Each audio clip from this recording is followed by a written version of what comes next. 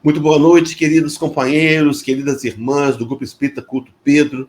Alegria a gente poder estar reunidos mais uma vez, de maneira virtual, aqui pelo grupo do WhatsApp, para cumprir com a nossa missão de pregar o Evangelho de Jesus e levar essa mensagem cristã espírita ao coração da humanidade. Fica aqui a minha gratidão por poder participar desse momento, colaborando com os amigos aí do Culto Pedro nessa atividade, agradecendo as oportunidades que me foram oferecidas em 2021 e me colocando aí à disposição para novas datas em 2022. A gente tem esse mês como tema central pelos caminhos do Cristo e resolvemos então, em parceria aí com o pessoal da casa, com a Célia, a gente trabalhar o tema central. Essa é a última reunião de 2021 e é a última reunião de dezembro. Então a gente roga à espiritualidade amiga que nos dê a influenciação necessária e que seja para cada um de nós, para você e para mim, esse momento extremamente especial. Pois bem, queridos, vamos então iniciar pelos caminhos do Cristo. Eu queria introduzir esse tema nos fazendo uma primeira reflexão.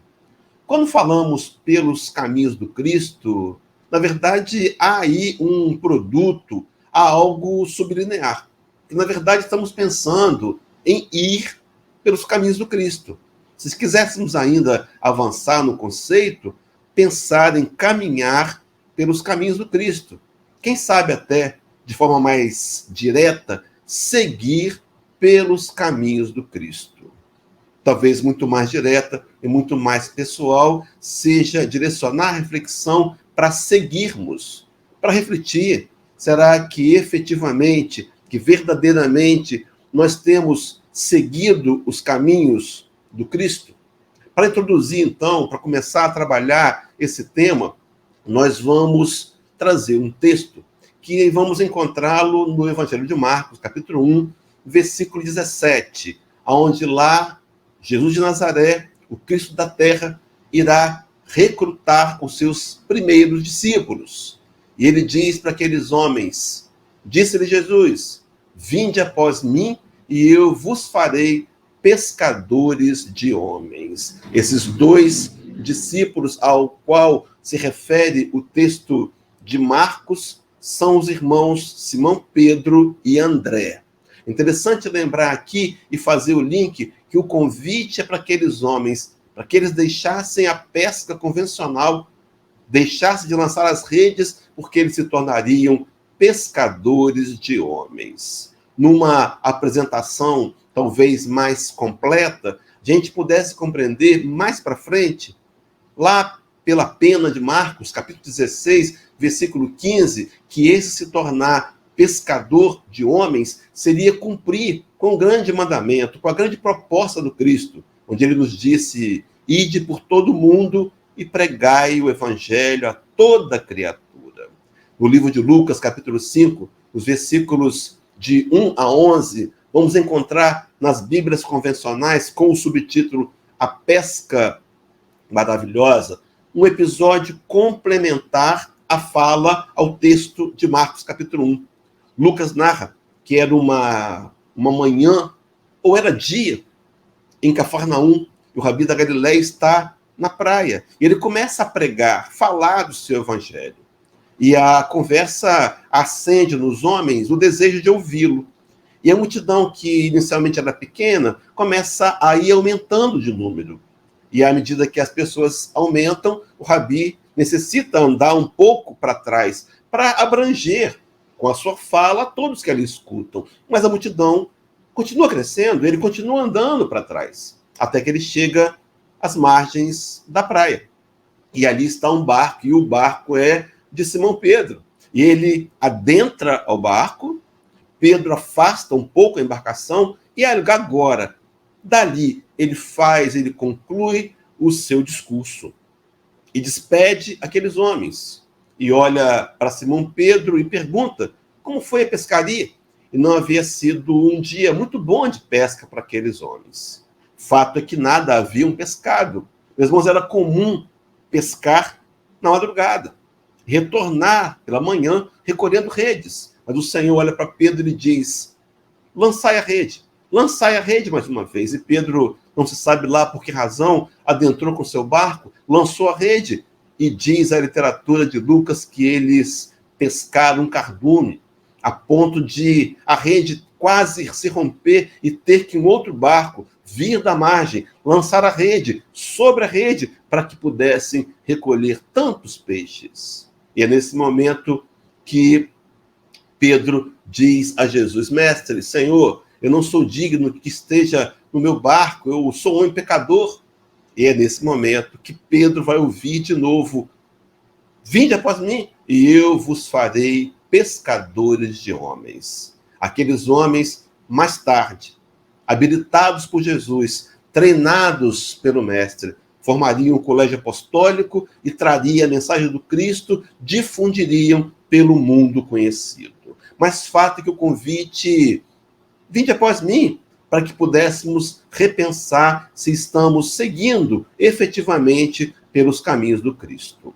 Esse mesmo Pedro escreve uma primeira carta à igreja, às igrejas, e o capítulo 2, versículo 21 da carta de Pedro registra-nos assim: porque para isso fostes chamados, quando também Cristo padeceu por vós, deixando-vos o exemplo. Quando encontrei essa palavra exemplo, me permito aqui fazer um adendo, me lembrei da questão 625 de O Livro dos Espíritos, a questão central do livro, onde Kardec inquiriria os benfeitores espirituais da equipe do Espírito de Verdade, perguntando para aqueles companheiros invisíveis qual o tipo mais perfeito que Deus tem oferecido ao homem para lhe servir de guia e modelo, e a resposta é a menor do livro, mas a mais importante: Jesus. Jesus de Nazaré, meus irmãos, sendo oferecido como nosso guia e como nosso modelo. Aquele que é guia é aquele que nos leva, direciona os nossos caminhos. Mas Pedro, voltando ao texto da primeira carta, para isso fostes chamados, deixando-vos o exemplo, para que sigais as suas pisadas. Então Jesus vem, deixa o exemplo, e nós mesmos, pelas nossas próprias forças, vamos seguir pelos caminhos do Cristo. O caminho desafiador, meus irmãos, o caminho que não é um caminho fácil, mas um caminho de escolhas que inevitavelmente nos levarão à ascensão moral e à conquista da paz e do equilíbrio. Esse caminho, o próprio Cristo, é lá em João capítulo 14, versículo de número 6, que o Rabi da Galileia vai dizer: eu sou o caminho, é a verdade, é a vida, e ninguém vem ao Pai a não ser por mim. A verdade, o amor de Jesus, que nos leva ao encontro com Deus. Esse mesmo Rabi da Galileia declararia-se lá em João 8, no versículo de número 12, dizendo: eu sou a luz do mundo. Quem me segue, observe, queridos, não andará em trevas, há um caminho a andar. O caminho é Jesus, a luz que ilumina nossos corações, mas terá a luz da vida. Quem me segue não andará em trevas. Quem me segue irá pelos caminhos do Cristo. E esses caminhos do Cristo, a gente poderia ressaltar aqui e relembrar aquele momento inserido no grande Sermão da Montanha, capítulo 7 de Mateus, os versículos 13 e 14, onde o Rabi nos diz assim: entrai pela porta estreita, porque larga é a porta, espaçoso o caminho que conduz à perdição, e muitos são os que entram por ela. O caminho da facilidade, o caminho do automatismo, o caminho das repetições milenares dos mesmos erros. No entanto, o convite do Cristo é: entrai pela porta estreita. Numa lição paralela, assim como fizemos com Marcos e Lucas, agora com Mateus e Lucas também. Lucas, no capítulo 13 do seu evangelho, versículo 24, ele vai dizer a fala de Jesus: porfiai por entrar pela porta estreita. Porque eu vos digo que muitos procurarão entrar e não poderão. Meus irmãos, porfiar é nos esforçar, é fazer o máximo, é nos dedicar, é movimentar energias e forças para caminhar nos caminhos de Jesus, pelos caminhos de Jesus. Mas voltando para completar o texto de Marcos 7, 13 e 14, lá está escrito: porque estreita é a porta e apertado o caminho que leva à vida, e poucos há que a encontrem. Meus irmãos, o caminho apertado, o caminho do sacrifício, o caminho da renúncia, o caminho que sempre foi nos proposto. De alguma maneira, na modernidade, a religião procura a facilidade. Não, nenhum de nós foi convidado a facilidades. Fomos convidados a um trabalho sério, profundo, honesto, pessoal, para assumir o sacrifício. Esse sacrifício que, segundo o próprio Jesus, em Lucas 9, versículo 23, ele teria nos dito, e dizia a todos: se alguém quer vir após mim, negue-se a si mesmo. Veja, meus irmãos, tome a cada dia a sua cruz e siga-me. Era, mais tarde, o codificador fazendo uma releitura desse negue-se a si mesmo, desse renuncie-se a si mesmo, como sendo uma luta pessoal para vencer a personalidade em trânsito, para vencer o egoísmo, o orgulho, a vaidade e permitir que o Evangelho de Jesus seja a nossa meta. Mas, meus irmãos, eu queria destacar aqui a questão do tome cada dia a sua cruz. Observem que essa cruz é a cruz do sacrifício, a cruz da renúncia. Meus irmãos, nunca foi nos proposto facilidades. Ou será que os companheiros, meditando, refletindo no Evangelho, podem asseverar ser fácil a informação apresentada por Mateus, capítulo 18, versículo 21 e 22, quando Cristo nos teria dito a necessidade de perdoar 70 vezes 7 a cada ofensa? Será que nós achamos fácil exercitar o perdão no dia a dia? Será que ainda nessa mesma linha de reflexões, será que a gente imagina o que está escrito lá em Mateus 5, 43 e 44, onde nós somos convidados a amar os inimigos?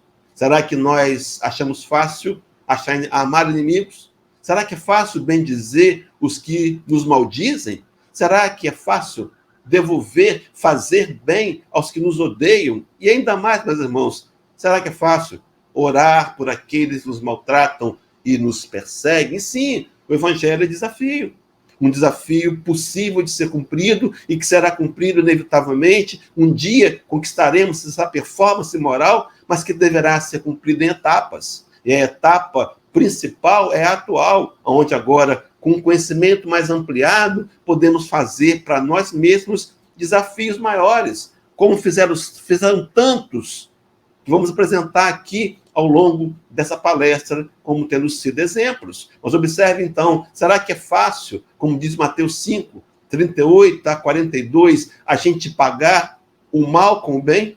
Quando me preparava esse material, me lembrei de uma fala de Paulo de Tarso, escrevendo a carta aos Romanos, capítulo 12, versículo 21, onde o apóstolo dos gentios registra-nos assim, dizendo: não te deixes vencer do mal, mas vence o mal com o bem. Numa perfeita sintonia com Rabi da Galileia, numa perfeita sintonia, e eu penso, de aprendizados que lhe foram transferidos pelos próprios apóstolos, dentre eles Pedro, aquele que, junto com os outros, se tornaria pescadores de homens. Meus irmãos, ainda nesse desafio dessa cruz a ser levada, o sacrifício e da renúncia. Mateus 6, 19 a 21, onde o Rabi da Galileia nos aconselharia, nos diria que era preciso não ajuntar tesouros na terra. Nos confrontamos com uma tendência materialista que trazemos da história, onde para muitos de nós o ter ainda é mais importante. Isso é uma realidade a ser combatida. Na questão 799 de O Livro dos Espíritos, quando Allan Kardec pergunta aos amigos da espiritualidade como pode o espiritismo contribuir para o progresso? E aqui é um progresso abrangente, porque é um progresso espiritual e material. Quando ele faz essa pergunta, progresso individual e coletivo? Perdão, meus irmãos, o progresso pessoal e coletivo?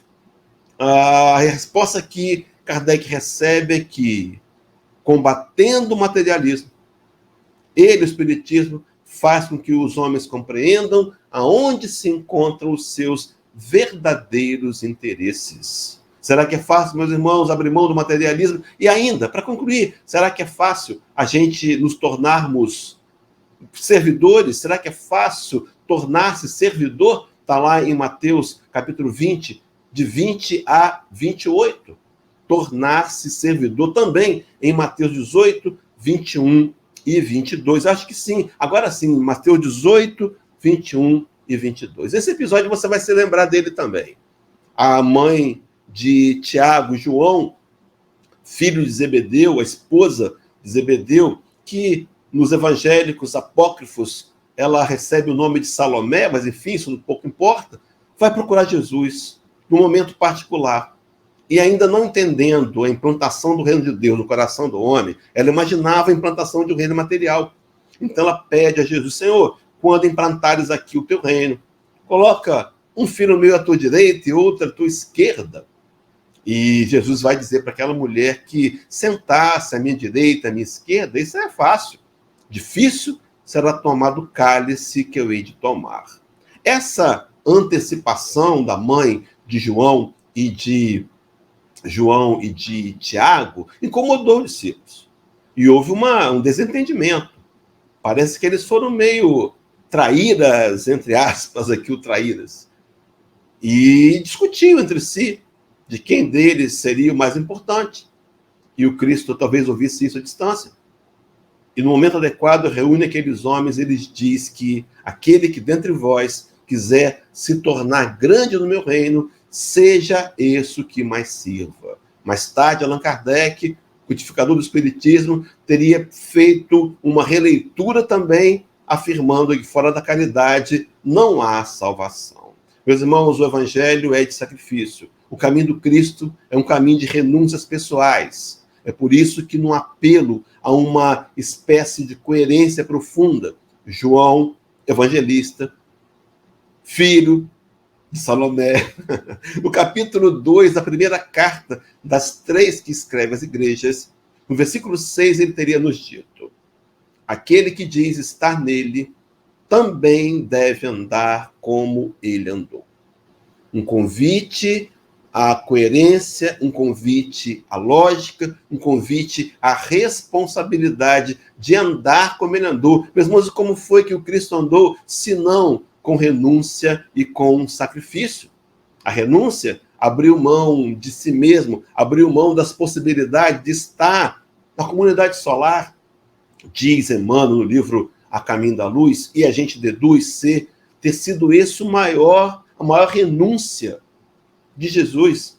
Abrir mão, regredir-se perispiritualmente, para encarnar no mundo de barbárie, no mundo de primitivismo, caminhando para ser um mundo de provas e expiações, para nos deixar o Evangelho. Poderia ter enviado um de seus emissários, mas ele quis vir pessoalmente para nos dar o exemplo de que também nós temos que renunciar.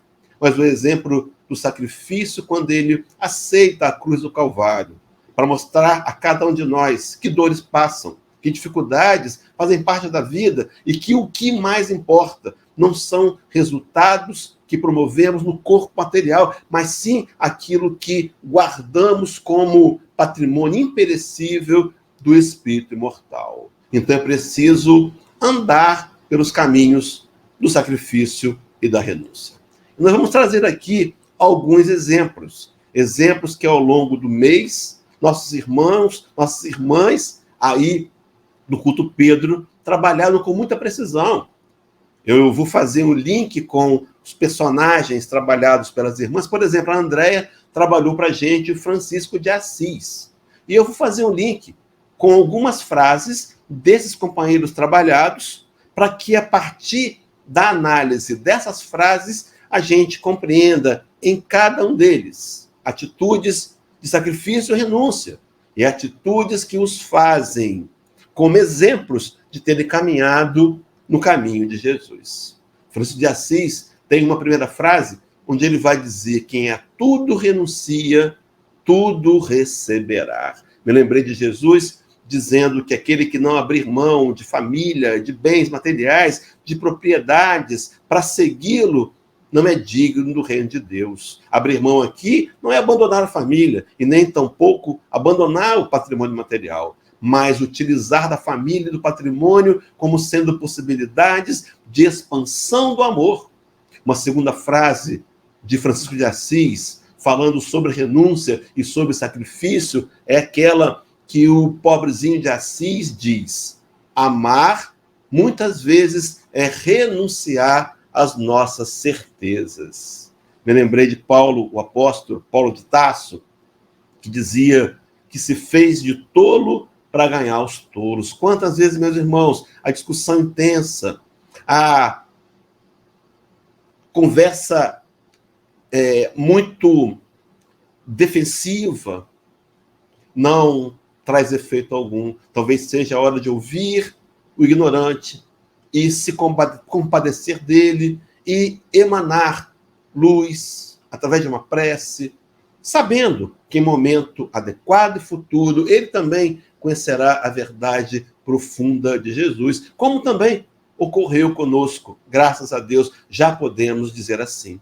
Mas avançando, meus irmãos, para um segundo exemplo, esse foi apresentado pela Bianca, que trouxe também o filme de Valdo Pereira Franco, um desses exemplos do sacrifício e da renúncia, caminhando pelos caminhos de Jesus. E Divaldo nos deixou uma frase um tanto quanto profunda, quando ele vai dizer: quem ama sempre se transforma em Marte do amor. A frase há um complemento, meus irmãos: amar exige ser Marte. Quantas vezes ter que fazer vistas grossas? Quantas vezes ter que controlar a vontade de retrucar, de censurar? Quantas vezes a vontade de revidar nos vem, mas em nome do amor? E esse amor é ensinado pelo Cristo. Ele teria dito-nos lá em João, capítulo 13, versículo 35, que os seus seguidores, os que estão no seu caminho de sacrifício de renúncia, iriam amar muito. Os meus seguidores são reconhecidos por muito amar. Mas a frase de Divaldo Franco completa dizendo assim: ante o amor, a dificuldade torna-se desafio, a dor se faz teste, a enfermidade constitui resgate, a luta se converte em experiência e conclui: a ingratidão ensina, a renúncia liberta, a solidão prepara e o sacrifício santifica. Homens, e esse da atualidade, a quem nós temos um débito de gratidão por tanto que fez e faz pelo Espiritismo no Brasil e no mundo, mas um exemplo vivo de renúncia e de sacrifício. Nos convidando, meus irmãos, a também abraçar essa mesma possibilidade. Sim, podemos deixar de lado as barreiras fantasiosas do desconhecimento, da impossibilidade, da limitação. Não, podemos avançar. Claro, cada um de nós dentro de suas próprias possibilidades e as aprimorando cada vez mais e cada vez mais a cada dia. Nossa irmã Claudete nos trouxe o exemplo da Joana d'Arc, falando dessa sua atitude de sacrifício e de renúncia. E a frase que eu encontrei da Joana d'Arc, atribuída, citada pelos irmãos católicos como Santa Joana d'Arc, ela teria dito: eu preferiria morrer a fazer algo que sei ser um pecado, ou contra a vontade de Deus.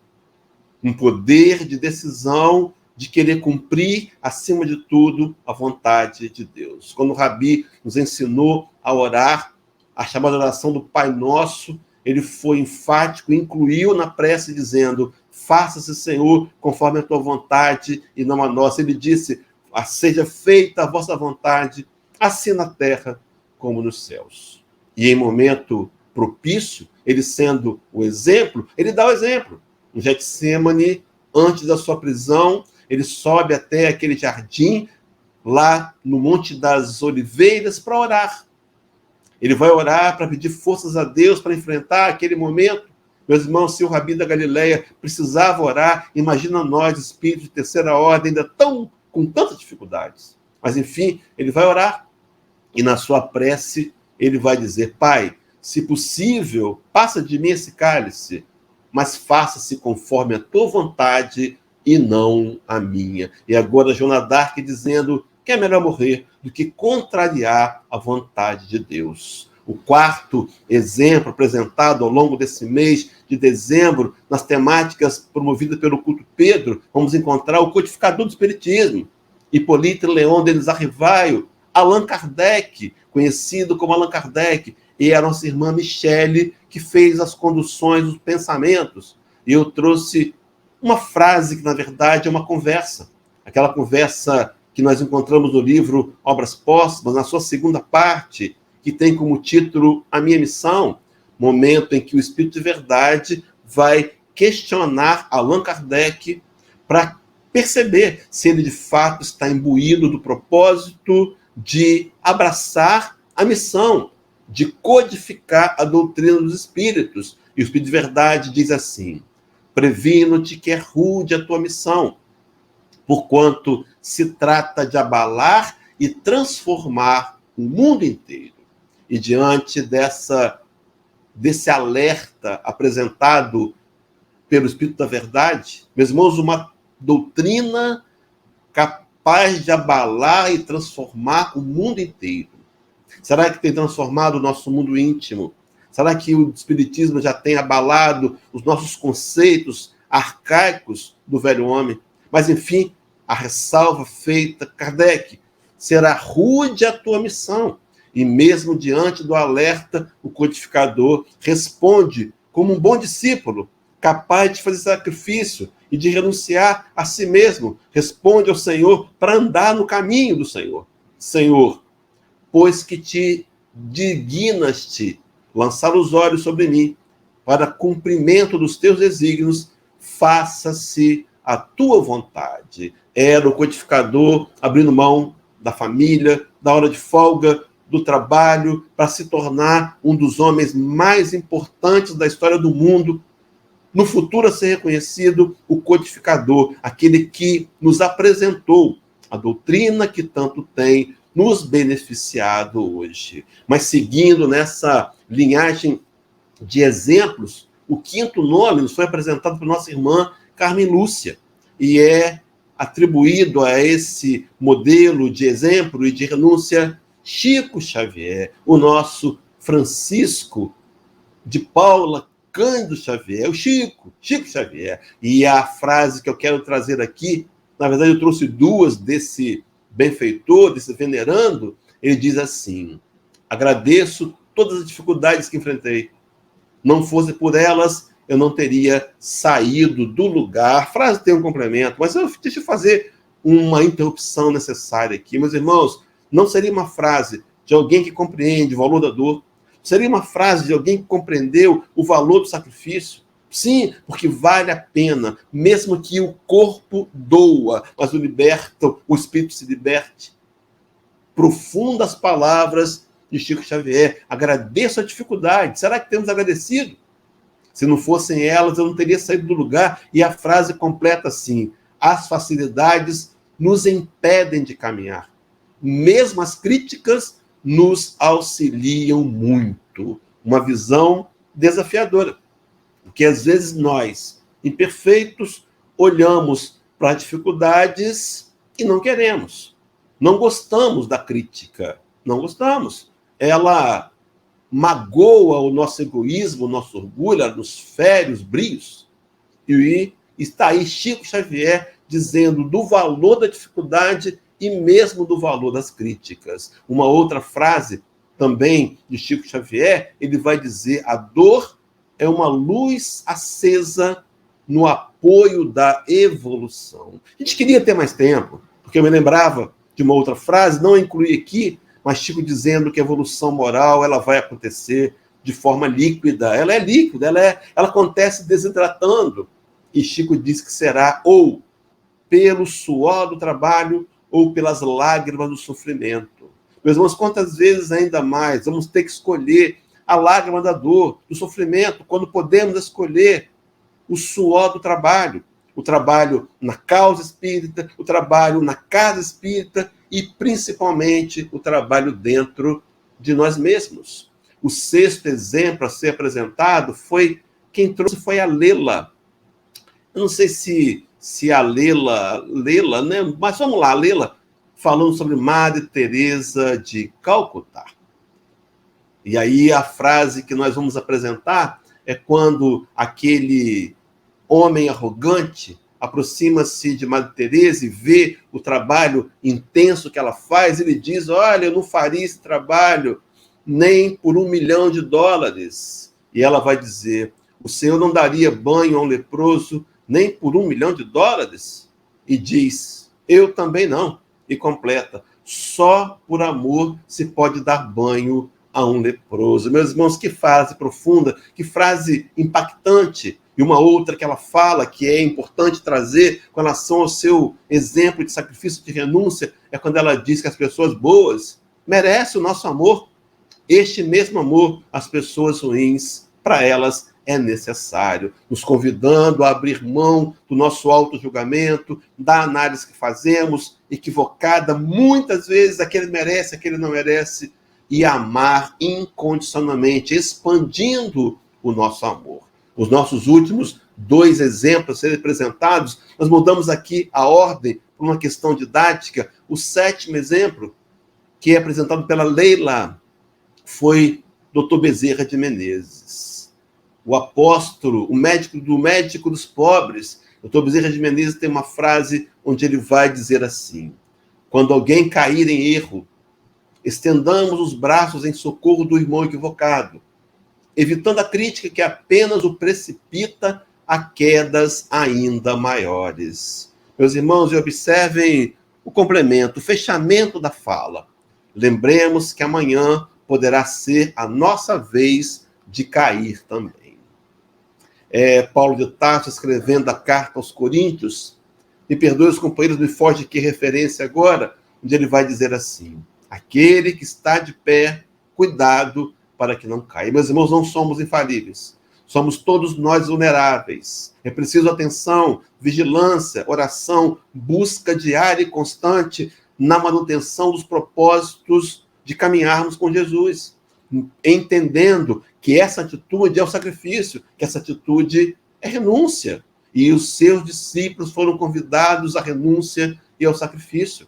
Então, algumas vezes, nós não conseguimos ter a misericórdia e a compaixão, que não nos vem ainda automaticamente, mas que podem vir num processo de racionalismo. Então, quando vemos alguém que mereceria, na nossa visão, ser condenado, deveríamos sim vibrar por ele, ao invés de torcer com a sua dor, mas vibrar para que ele possa um dia também se despertar para a realidade espiritual. Há uma outra frase do Dr. Bezerra de Menezes também, onde ele vai dizer, Jesus convida todos a buscar um novo caminho, um sentido para a vida na Terra. Nenhum homem ou mulher nasce fadado ao fracasso. Todos nós um dia seremos perfeitos. Questão 115, Livro dos Espíritos, uma fala de Kardec, uma fala de Jesus também, em João 14, 21, onde ele teria dito que um dia faremos as obras que ele fez. E ainda maiores, meus irmãos, nosso momento é de lapidação, é de burilamento, nosso momento é de depuração do espírito imortal. Em trânsito, é claro, no mundo das matérias, mas com a proposta e a finalidade de avançarmos. Viemos aqui para ser vencedores. Quando Paulo de Tarso escreve o chamado Cântico da Vitória, você vai se lembrar dele, Romanos 8, se Deus é por nós, quem será contra nós? Se aquele que nem a seu próprio filho poupou, antes o entregou por cada um de nós, e Paulo perguntou assim, como não nos dará também com ele todas as coisas? Quem vai nos separar do amor do Cristo? Será a tribulação? Será a nudez, o perigo, a espada? A gente podia atualizar o materialismo, a sexualidade. Mas ele completa dizendo, mas em todas essas coisas somos mais do que vencedores por meio daquele que nos amou. O último exemplo aqui a ser apresentado, quem nos trouxe foi a Rose. Será que seria a Rose de Ângeles? Não é? Não sei. Bom, mas vamos lá. Eurípides Barçanufo. E aqui, meus irmãos, eu me permiti trazer um texto da Eurípides Barçanufo e me permiti trazer um texto do livro A Vida Escreve. escrito pelos médios Chico Xavier e Valdo Vieira. E o capítulo número 27 traz o relato do espírito Hilário Silva, falando sobre a visão de Eurípides. E o texto narra-nos assim: começara Eurípides Bassanufo, o apóstolo da mediunidade, em Sacramento, no estado de Minas Gerais, a observar-se fora do corpo físico, em admirável desdobramento, quando, certa feita, à noite, viu a si próprio em prodigiosa volitação. Acompanhe, meus irmãos. Embora inquieto, como que arrastado pela vontade de alguém num torvelinho de amor, subia, subia, subia sempre.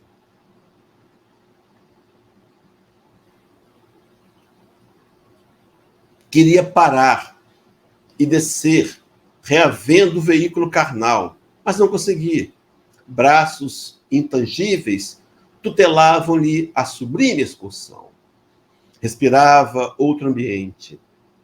Envergava forma leve, respirando no oceano de ar mais leve ainda.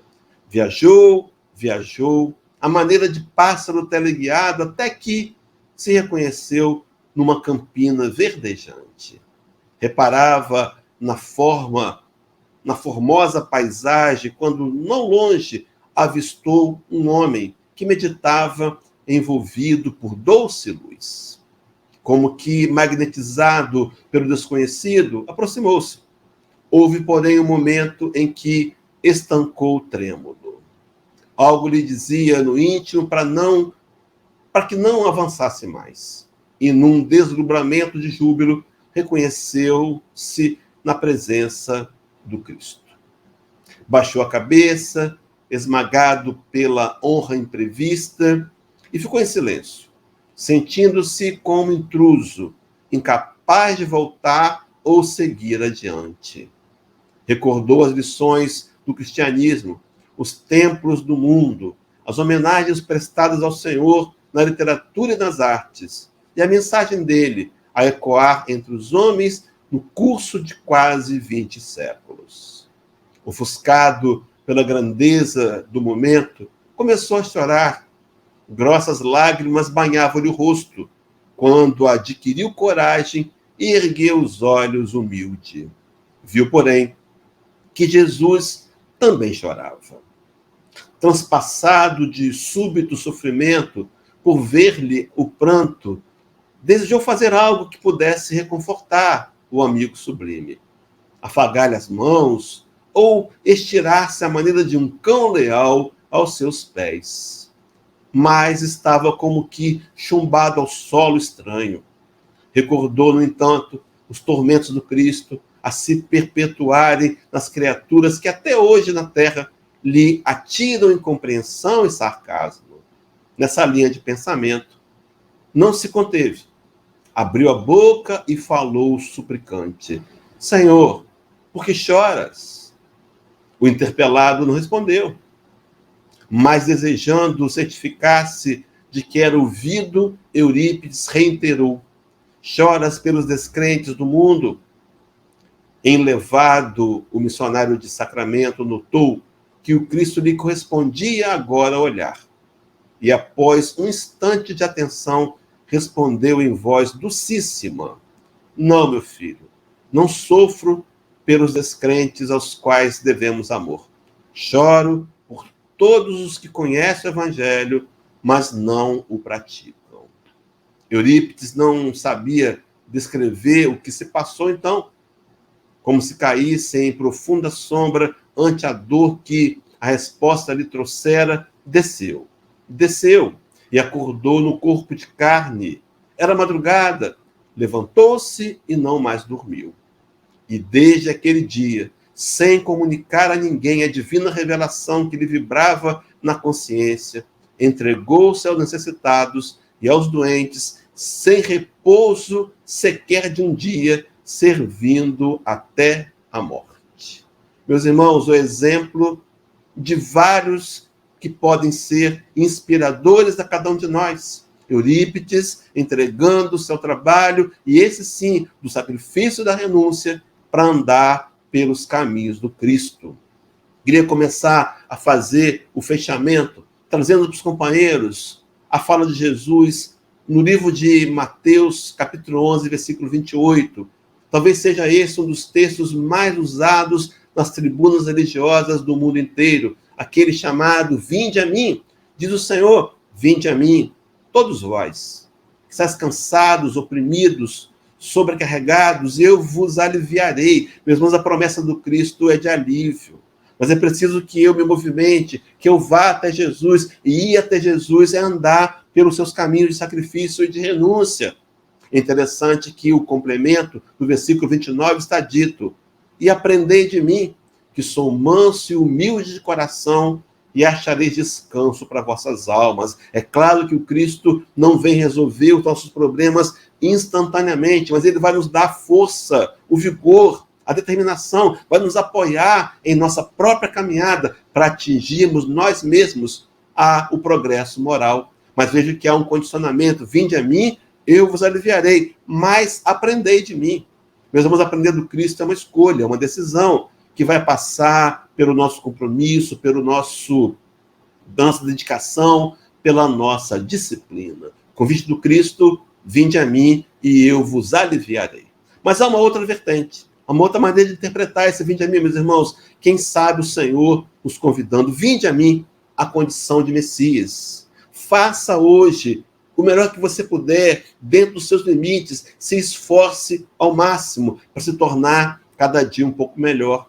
Quando Allan Kardec vai conceituar no Evangelho segundo o Espiritismo, capítulo 17, item 3, o verdadeiro homem de bem, ele diz que o verdadeiro homem de bem é aquele, observe, meus irmãos, as palavras do codificador, é aquele que estuda a si próprio, estuda suas próprias imperfeições, e não se denigre com o que descobre, não se sente inferior, mas ele trabalha incessantemente por combatê-las. E o texto complementar diz: todos os esforços se emprega para poder dizer no dia seguinte que algo traz em si de melhor do que na véspera. Nós vamos andar pelo caminho do Cristo, é andar pelo caminho do sacrifício.